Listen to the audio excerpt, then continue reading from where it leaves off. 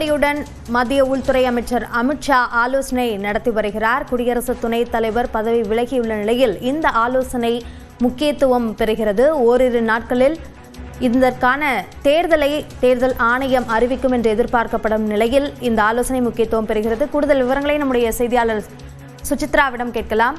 சுசித்ரா, இந்த சந்திப்பில் இந்த குடியரசு துணைத் தலைவர் விவகாரம் குறித்து தான் ஆலோசிக்கப்படுகிறதா? விவரங்களை பதிவு செய்யுங்கள்.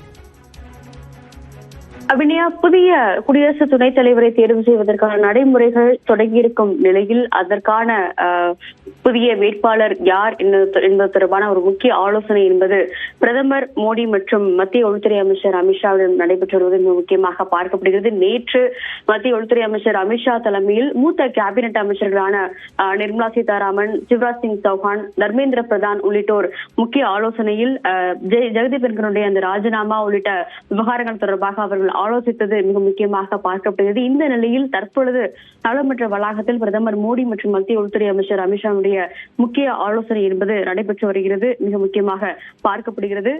தன்கருடைய ராஜினாமா, அதன் பிறகான செயல்பாடுகள் என்ன என்பது குறித்த ஒரு ஆலோசனையும், அது மட்டுமல்லாமல் புதிய தேர்தல் அறிவிக்கப்பட்ட பிறகு புதிய வேட்பாளராக யாரை நிறுத்துவது என்பது தொடர்பான ஒரு முக்கிய ஆலோசனையும் அவர்கள் நடத்தி வருகிறார்கள்.